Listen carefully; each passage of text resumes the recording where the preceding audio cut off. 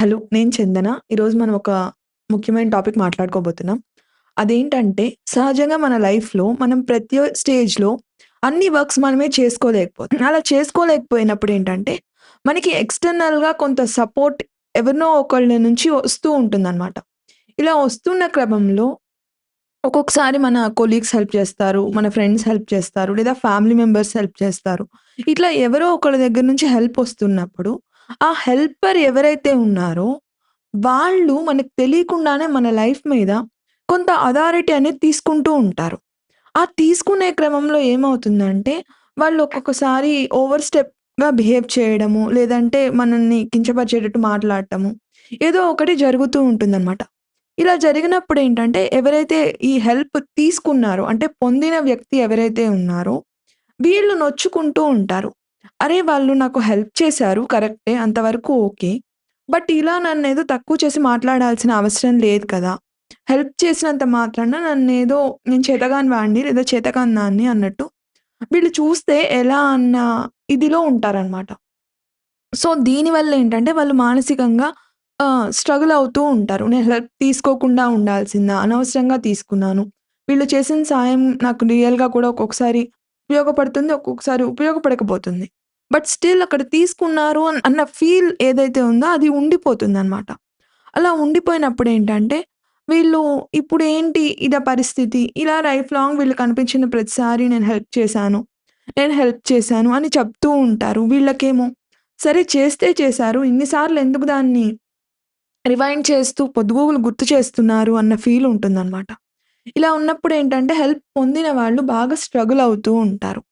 మరి ఇంత స్ట్రగుల్ అవుతున్నప్పుడు వీళ్ళకర్థం కాదు. ఇక మీదట నేను హెల్ప్ తీసుకోవాలా? హెల్ప్ తీసుకోకుండా నేనే ఇబ్బంది పడుతూ ఉండిపోవాలా? ఇబ్బంది పడుతూ ఉండిపోతే నాకు ప్రాబ్లమ్ అవుతుంది. నేను డీల్ చేయలేకపోతున్నాను. హెల్ప్‌తో ఖచ్చితంగా బయటికి రావాల్సిన పరిస్థితి. అలా అని హెల్ప్ తీసుకుంటే వాళ్ళేమో ఇలా మాట్లాడుతున్నారు.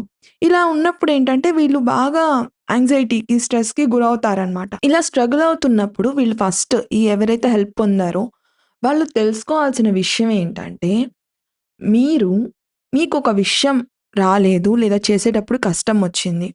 అందువల్ల సెకండ్ పర్సన్‌ని మీరు ఇన్వాల్వ్ చేసి, ఇలా నాకు ప్రాబ్లమ్ ఉంది అని అప్రోచ్ అయితే, వాళ్ళు మీకు హెల్ప్ చేశారు. అది జరిగింది. లేదా వాళ్ళే ఇనిషియేట్ తీసుకొని వాళ్ళే హెల్ప్ చేశారు. సో, హెల్ప్ చేసిన వాళ్ళకెప్పుడు నేను చేశాను అన్నదే ఉంటుంది తప్ప నేను చేశాను. అక్కడితో నేను వదిలేద్దాము అన్నది ఉండే అవకాశం అనేది చాలా తక్కువనమాట. ఇప్పుడు ఫర్ ఎగ్జాంపుల్ ఒక కేస్‌లో ఏమైందంటే, ఇద్దరు ఒక ఇంట్లో ఉంటున్నారు. అంటే షేర్డ్ ఒక ఇంట్లో ఉంటున్నారు. 2 బీహెచ్‌కే ఫ్లాట్‌లో ఉంటున్నారు.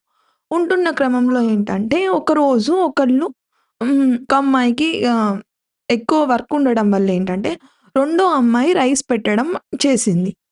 వాళ్ళ మధ్య ఏదో గొడవొచ్చింది తర్వాత. కొన్ని రోజుల తర్వాత. గొడవొచ్చినప్పుడు వెంటనే ఏం జేస్తారు? అప్పుడు నీ డ్యూటీ అయినా కూడా నేను నా నీ బదులు నేను నీ కోసం రైస్ పెట్టాను. నేను కర్రీస్ తీసుకొచ్చాను. కాబట్టి నువ్వు ఇలా నా మీద గ్రాటిట్యూడ్ లేకుండా బిహేవ్ చేస్తావా? అని చెప్పి మాట్లాడతారు.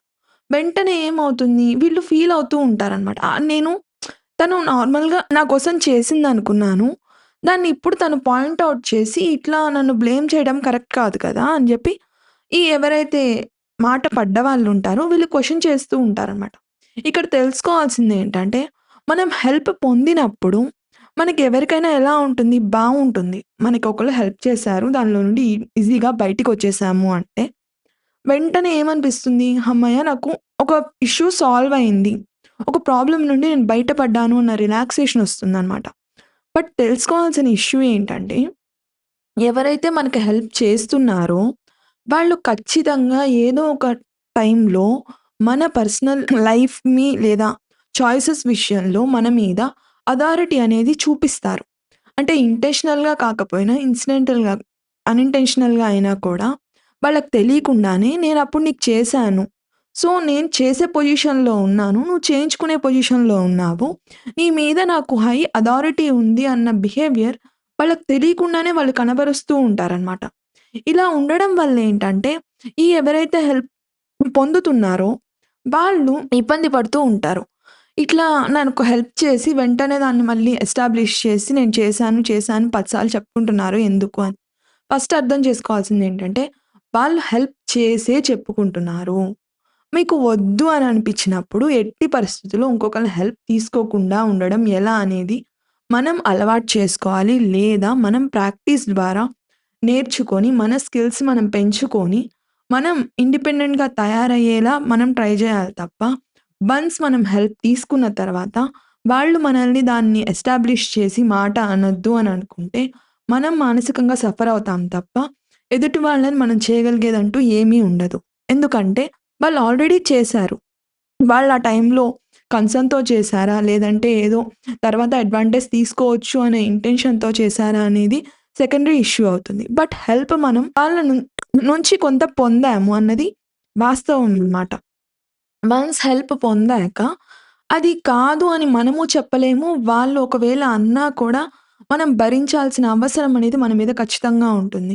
సో, ఎదుటి వాళ్ళు మనల్ని హెల్ప్ చేసి తర్వాత అడ్వాంటేజ్ తీసుకుంటున్నారు, మన మీద పెత్తనం చలాయిస్తున్నారు అని అనుకున్నప్పుడు, మనం వీలైనంత వరకు ఏ విషయాల మీద వాళ్ళ మీద డిపెండ్ అవుతున్నామో, ఆ విషయాల్లో మన స్కిల్‌ని లేదా నాలెడ్జ్‌ని పెంచుకొని, వాళ్ళ మీద డిపెండ్ అవ్వకుండా ఇండిపెండెంట్‌గా అయ్యే ప్రయత్నం చేసినప్పుడేంటంటే, వాళ్ళ మీద మనకున్న డిపెండెన్సీ ఏదైతే ఉందో అది తగ్గుతుంది. వన్స్ మనం డిపెండ్ అవ్వడం తగ్గినప్పుడు, వాళ్ళు మన మీద అథారిటీ చలాయించే అవకాశం వాళ్ళకుండదనమాట. అలా ఉండకపోవడం వల్ల వాళ్ళు, వాళ్ళ లిమిట్స్‌లో ఉంటారు. మనని ఒక మాట అనటానికి ముందు ఆలోచిస్తారు. మనం హెల్ప్ తీసుకున్న తర్వాత, వాళ్ళు అనొద్దు అంటే చాలా కష్టమవుతుంది. అది ప్రాక్టికల్‌గా కూడా పాసిబుల్ అవ్వదనమాట.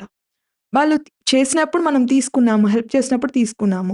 వాళ్ళు మాటంటే మనం పడలేకపోతున్నాము అన్నప్పుడు, చూసే వాళ్ళకి కూడా ఏంటంటే వీళ్ళు అడ్వాంటేజ్ పాజిటివ్ అయితే తీసుకుంటారు. ఒక మాటంటే మాత్రం భరించలేరు. అన్నట్టుగా చూసే వాళ్ళకి కూడా అనిపిస్తుందనమాట. వాళ్ళకి సైడ్ అయిపోతారు.